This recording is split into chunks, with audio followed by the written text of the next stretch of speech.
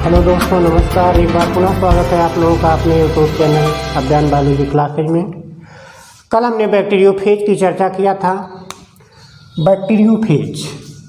Bacteriophage में एक point रह गया था जिस पर हमने डिस्कस नहीं किया था। बैक्टीरियोफेज, यहाँ से कभी कभी एक क्वेश्चन बनता है कि गंगा जल खराब क्यों नहीं होता है, क्योंकि गंगा जल में ये बैक्टीरियोफेज पाए जाते हैं। गंगा जल में ये बैक्टीरियोफेज पाए जाते हैं और कोई चीज़ तभी सड़ता है जब उसमें बैक्टीरिया का इन्फेक्शन होता है। तो ये बैक्टीरियोफेज गंगा जल में पाए जाने वाले बैक्टीरिया को खा जाते हैं, इसलिए गंगा जल स्वच्छ बना रहता है और उसे बाटल में भर करके कई सालों तक सुरक्षित रखा जा सकता है। तो अगर ये क्वेश्चन पूछा जाता है कि गंगा जल किस वजह से खराब नहीं होता है, तो इसका जवाब होगा कि गंगा जल में पाए जाने वाले बैक्टीरियोफेज की वजह से गंगा जल खराब नहीं होता है। इसके बाद हमारा आज का अगला टॉपिक है क्रिप्टोग्राम।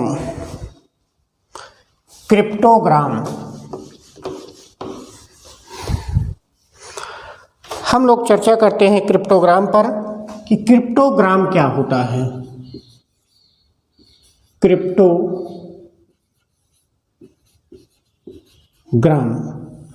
तो क्रिप्टोग्राम सबसे पहले गिब्स और हैरिसन नामक साइंटिस्टों ने 1968 ईस्वी में दिया था। साइंटिस्ट का नाम है गिब्स एंड हैरिसन। कब? 1968 में। तो ये चीज़ ध्यान रखिएगा कि क्रिप्टोग्राम सबसे पहले किसने दिया था? गिब्स एंड हैरिसन ने 1968 में। क्रिप्टोग्राम होता क्या चीज़ है? किसी भी वायरस के बारे में हम 4 पेयर में कुछ डिटेल इकट्ठा करते हैं, उसी डिटेल को कहते हैं क्रिप्टोग्राम। तो यहाँ पर देखिए क्या क्या डिटेल होता है। पहला है फर्स्ट पेयर, दूसरा सेकंड पेयर, तीसरा है थर्ड पेयर और चौथा है फोर्थ पेयर।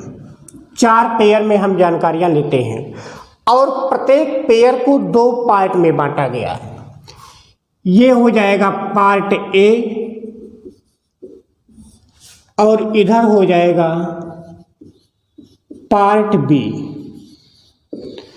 तो क्रिप्टोग्राम में कुल कितने पेयर होते हैं? 4 पेयर। प्रत्येक पेयर 2 पार्टों में बटा होता है, पार्ट ए और पार्ट बी।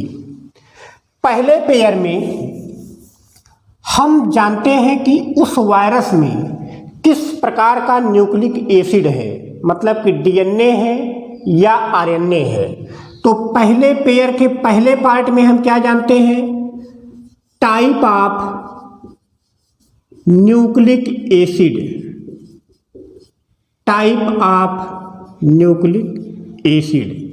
इसके बाद पहले पेयर के ही दूसरे पार्ट में हम ये जानते हैं कि यह न्यूक्लिक एसिड जो प्रेजेंट है उसका स्ट्रैंड कैसा है, मतलब कि डबल स्ट्रैंडेड है या सिंगल स्ट्रैंडेड है। तो दूसरे पार्ट में हम देखते हैं टाइप ऑफ स्ट्रैंड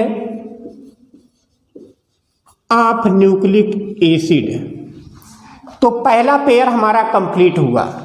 पहले पेयर में हमें 2 जानकारियां चाहिए होती हैं। पहला कि उस वायरस में न्यूक्लिक एसिड कैसा है, डीएनए है कि आरएनए है, और दूसरे पार्ट में हम ये जानते हैं कि उस न्यूक्लिक एसिड का स्ट्रैंड कैसा है, डबल स्ट्रैंडेड है कि सिंगल स्ट्रैंडेड है। इसके बाद दूसरे पेयर में हम चलते हैं।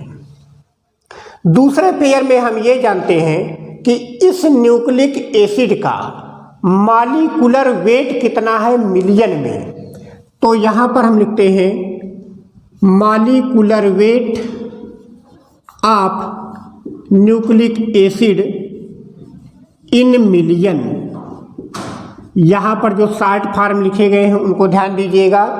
MW का मतलब हो जाएगा molecular weight of nucleic acid in million, कि इस न्यूक्लिक एसिड का न्यूक्लिक वेट कितना, मॉलिक्यूलर वेट कितना मिलियन होगा। तो ये तो पार्ट ए में जानकारी हमने ले लिया।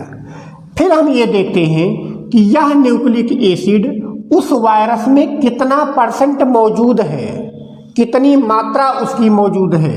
तो यहाँ पर हम दूसरे पार्ट में जानते हैं percentage of nucleic acid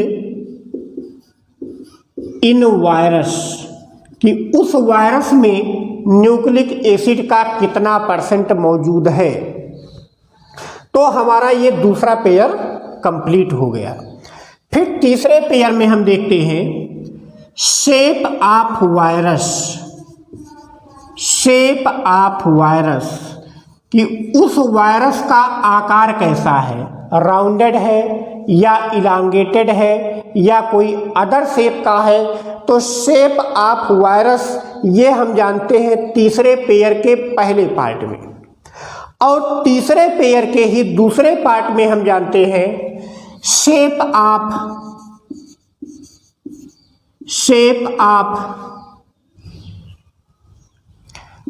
capsid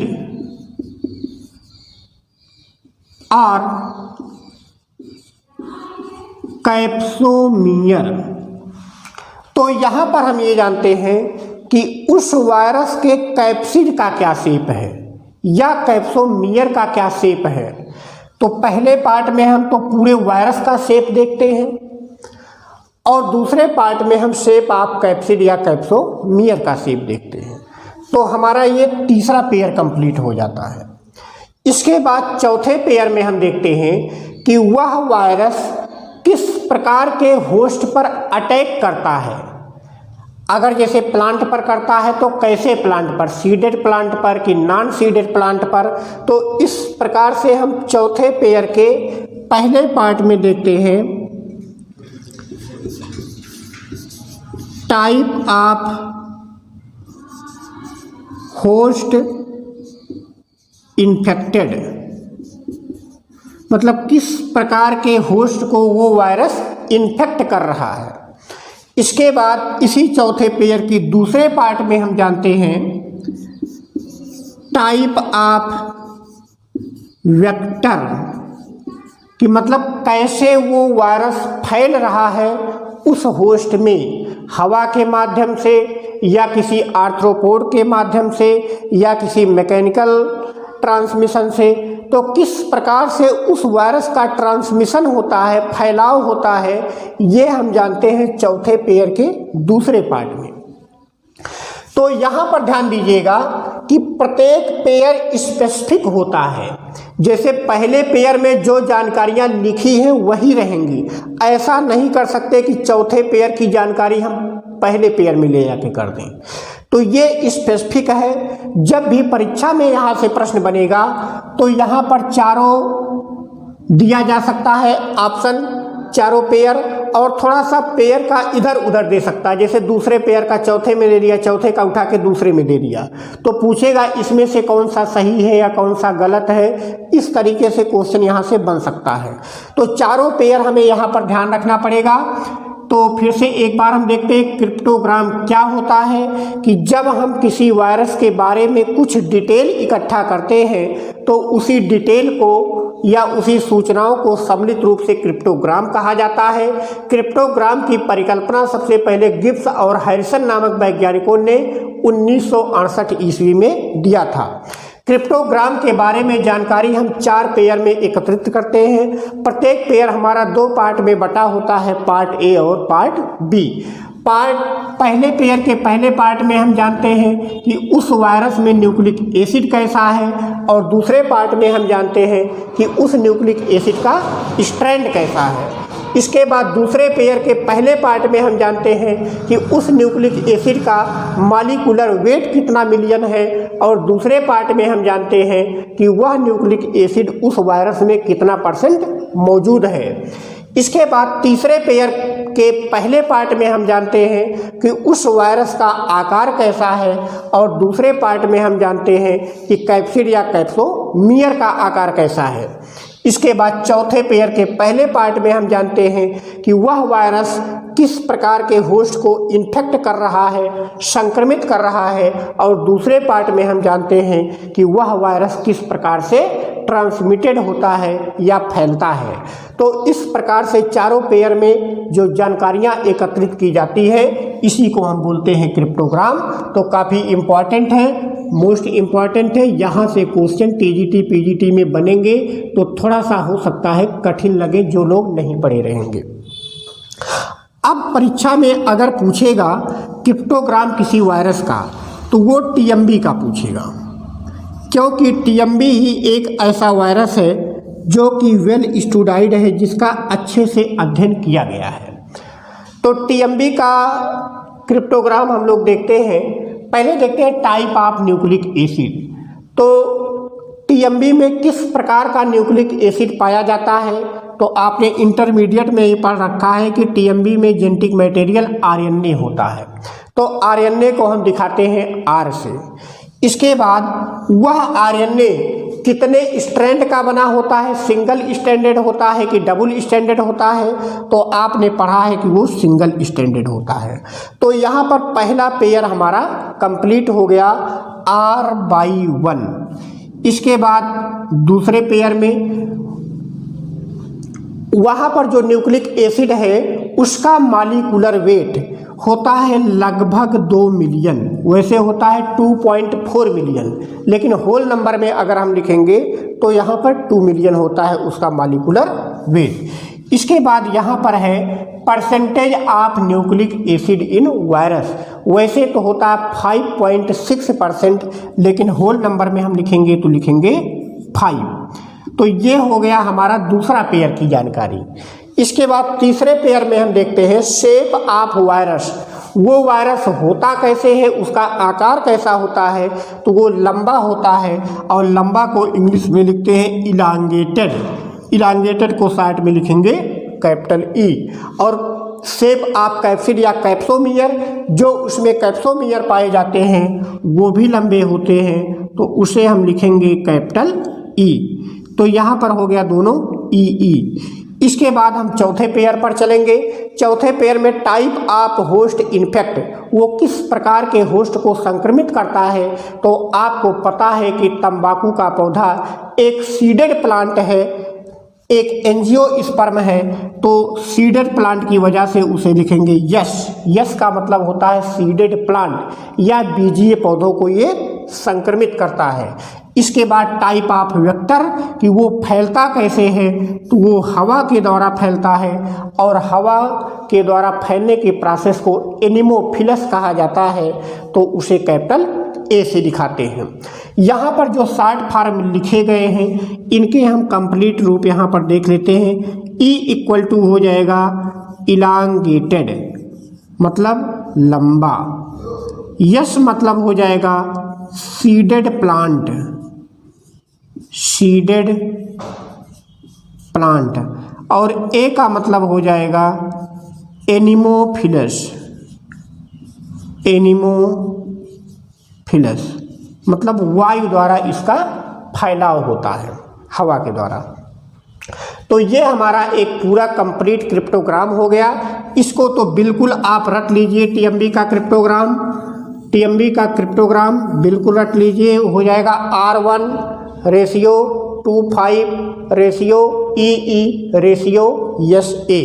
तो बिल्कुल यहाँ पर R1:25:EE:SA, फिर से R1:25:EE:SA। तो इसका क्रिप्टोग्राम रख लीजिए, यहाँ से क्वेश्चन देगा, और हो सकता है यहाँ पर थोड़ा सा संख्या में हेर फेर करके या अक्षरों में हेर फेर करके पूछेगा कि कौन सा क्रिप्टोग्राम इसमें सही लिखा गया है। तो जब आपको इस कायदे से याद रहेगा तभी आप इसका जवाब दे पाएंगे।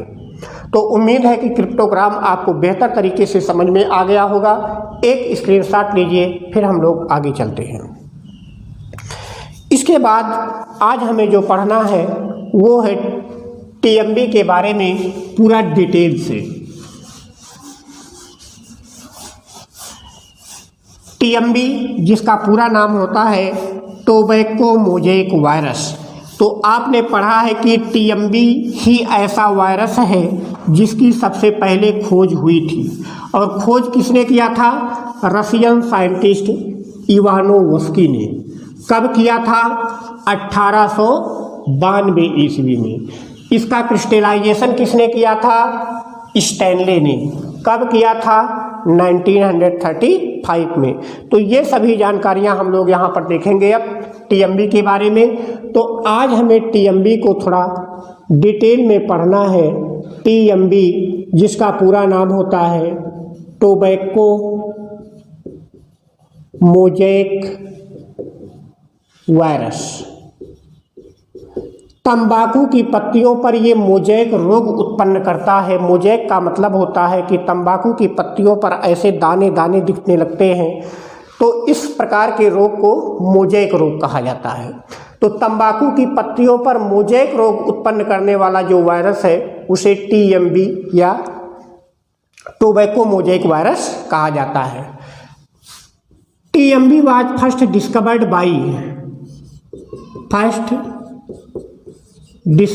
बाई सबसे पहले खोज किसने किया था? तो सबको पता है, इवानोवस्की। कब? 1892 में। शुरुआत में ही हमने बता दिया है कि बैक्टीरियल फिल्टर की खोज किसने किया था? वहाँ पर आप जाके देखिएगा कि बैक्टीरियल फिल्टर की खोज किसने किया था। तो उसी बैक्टीरियल फिल्टर की सहायता से इन्होंने टीएमबी की पत्तियों को या तो तंबाकू की पत्तियों को निचोड़ करके उसका रस छानने का प्रयास किया, और जब क्षरित भाग को किसी स्वस्थ पत्ती पर रगड़ा तो वो भी संक्रमित हो गई।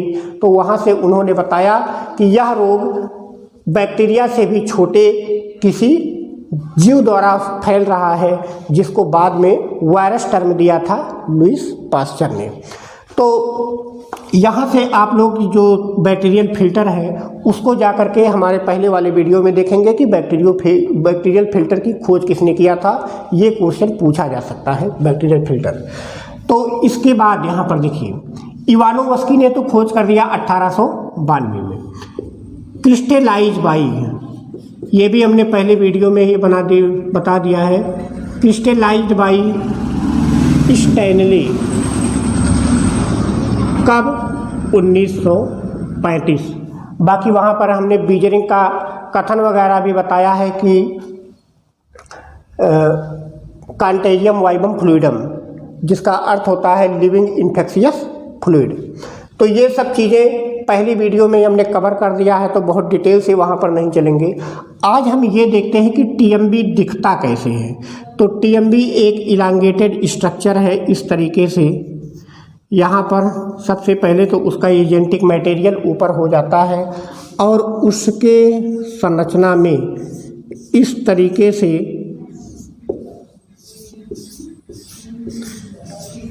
कैप्सोमियर से जुड़े होते हैं।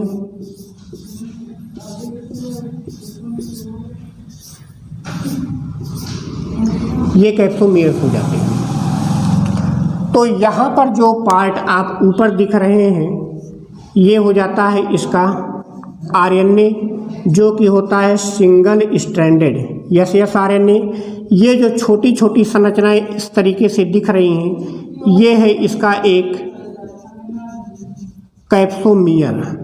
और पूरा कैप्सोमियर जब एक साथ मिल जाएगा तो मिल करके ये बना लेगा कैप्सिड। तो यहाँ से जो क्वेश्चन बनता है, क्वेश्चन ये पूछा जाता है कि इस वायरस का लंबाई और चौड़ाई क्या होता है, क्योंकि ये एक इलांगेटेड या लंबा वायरस है, तो इसमें लंबाई और चौड़ाई होगी। तो इसकी लंबाई और चौड़ाई पूछी जाती है। इसकी जो चौड़ाई होती है, चौड़ाई ये 170 एंगस्ट्रॉम होती है, और इसकी जो लंबाई होती है वो 3000 एंगस्ट्रॉम होती है। तो ये तो हो गया एंगस्ट्रॉम में। इस वायरस की चौड़ाई 170 एंगस्ट्राम और लंबाई 3000 एंगस्ट्राम। या यही चीज़ अगर माइक्रोमीटर में दिया रहे तो हो जाएगा 17 माइक्रोमीटर इंटू 300 माइक्रोमीटर, या माइक्रान भी आप बोल सकते हैं। तो यहाँ पर दोनों चीज़ ध्यान में रखिएगा। अगर एंगस्ट्राम में देगा तो एक जीरो बढ़ाना पड़ेगा माइक्रोमीटर में, और अगर माइक्रोमीटर में देगा तो एंगस्ट्राम से एक जीरो घटाना पड़ेगा। तो 170 एंगस्ट्राम इक्वल टू होता है 17 माइक्रोमीटर, और 3000 एंगस्ट्राम इक्वल टू होता है 300 माइक्रोमीटर। तो यहाँ पर दोनों में इसका डाटा आप ध्यान रखेंगे। दूसरा चीज़ यहाँ से पूछा जाता है कि इस पूरे कैप्सिड में नंबर ऑफ कैप्सोमियर कितने होते हैं, मतलब इस वायरस में इस प्रकार से कुल कितने कैप्सोमियर पाए जाते हैं। तो यहाँ पर हो जाएगा number of capsomere, number of capsomere ये होता है 2130। ये भी काफ़ी इम्पॉर्टेंट है, इसको विशेष तौर पर ध्यान रखिएगा कि टोटल नंबर ऑफ कैप्सोमियर होता है 2130। और यहाँ से एक चीज़ और पूछा जा सकता है कि प्रत्येक कैप्सोमियर, मतलब each capsomere made from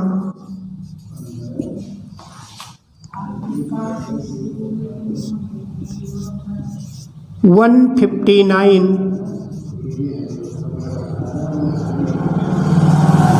amino acid. यहाँ से है कि प्रत्येक कैप्सोमियर कितने एमिनो एसिड से मिलकर के बना होता है। तो 159 एमिनो एसिड से, 158 है सॉरी, 158 एमिनो एसिड से। इसके बाद पूछा जाता है कि इस आरएनए में टोटल न्यूक्लियोटाइड की संख्या कितनी होती है। तो number of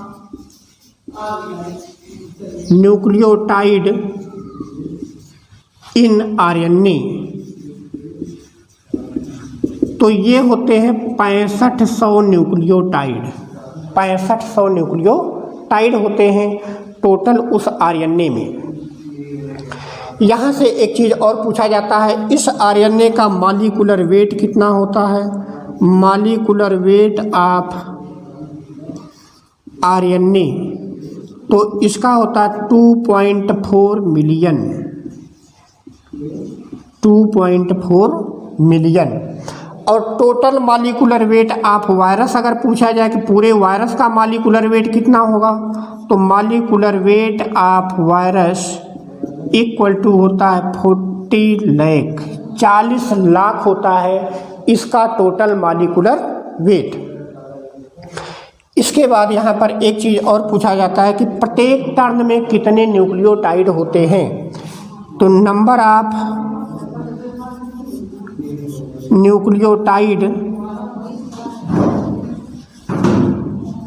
in each turn,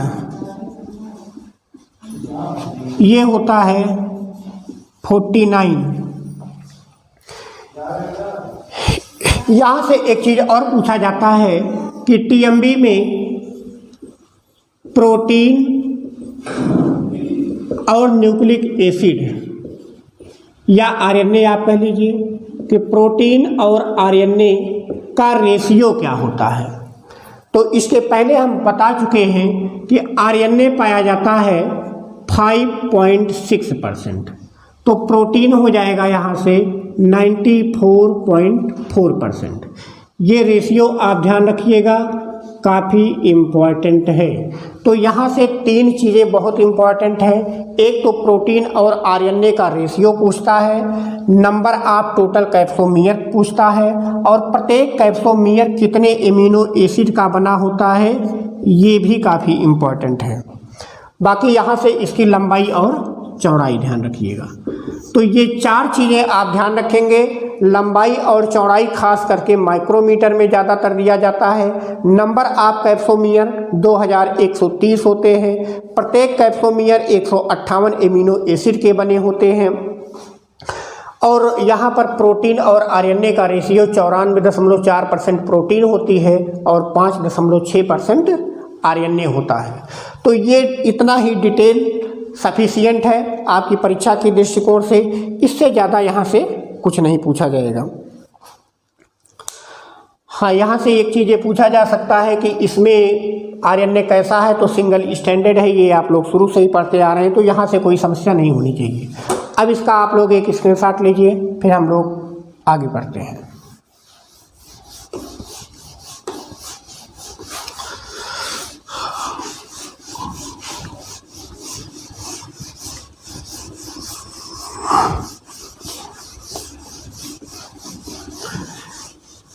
अब टीएमबी समाप्त हो चुका है, तो हमें जो अगला टॉपिक पढ़ना है वो है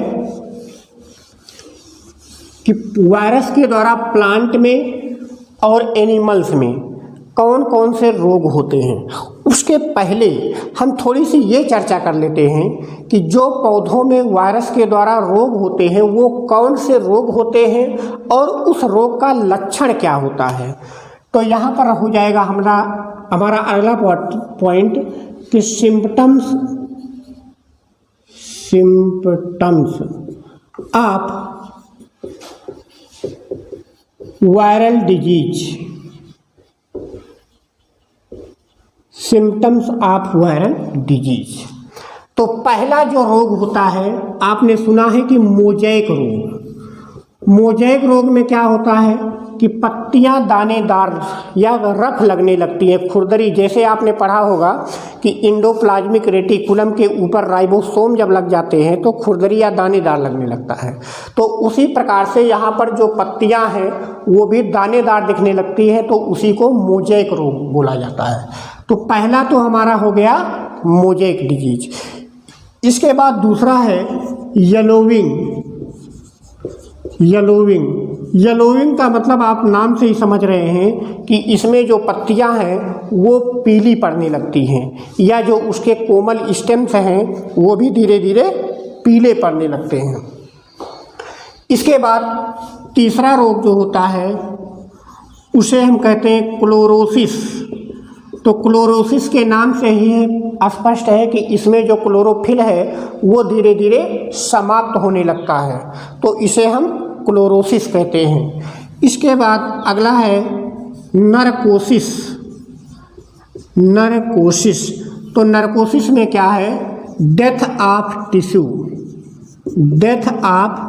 टिश्यू कि जो पत्तियों के ऊतक हैं वो जगह जगह पर सूखकर समाप्त होने लगते हैं, तो उसे कहा जाता है नरकोसिस रोग।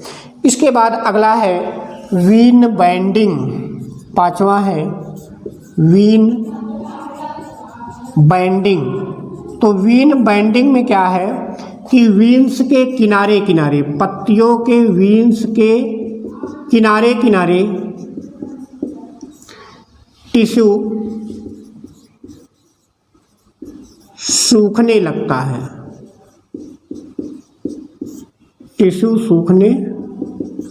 तो ये वीन बाइंडिंग हो जाएगा कि वहाँ पर टिश्यू सूखने लगता है। टिश्यू सूखता क्यों है, क्योंकि वहाँ पर जो क्लोरोफिल है वो धीरे धीरे गायब होने लगती है। तो यहाँ पर ब्रैकेट में चाहे लिख लीजिए, क्लोरोफिल गायब होने लगता है या समाप्त होने लगता है। इसके बाद वीन बाइंडिंग हो गया। अगला है वीन क्लियरिंग। वीन क्लियरिंग में क्या होता है कि वीन्स के किनारे को छोड़ करके शेष पत्तियों के पार्ट से क्लोरोफिल गायब होने लगता है। तो ये हो जाएगा वीन्स के किनारे छोड़कर शेष पत्तियों से क्लोरोफिल गायब होने लगता है। तो ये कुछ रोग और उनके लक्षण हैं। मोज़ेक में पत्तियां दानेदार हो जाती हैं, येलोविंग में पत्तियां पीली पड़ने लगती हैं, क्लोरोसिस में क्लोरोफिल समाप्त होने लगता है। नर्कोसिस में टिश्यू की डेथ हो जाती है। वीन बेंडिंग में पत्तियों के वीन्स के किनारे के क्लोरोफिल सूख जाते हैं। और वीन क्लियरिंग में क्या होता है कि पत्तियों के किनारों को छोड़ करके वीन्स के किनारों को छोड़ करके शेष पत्तियों से क्लोरोफिल समाप्त होने लगता है। तो इस प्रकार से हमारा ये लेक्चर यहीं पर कंप्लीट होता है, नहीं तो वीडियो लंबी हो जाती है। ज़्यादा से ज़्यादा आप चैनल को लाइक, सब्सक्राइब और शेयर करते रहिए। इसके अगले पार्ट में हम देखेंगे कि वायरस के द्वारा जंतुओं और पौधों में होने वाले कुछ प्रमुख रोग। तो तब तक के लिए नमस्कार। आप लोग चैनल पर लगातार विजिट करते रहिए।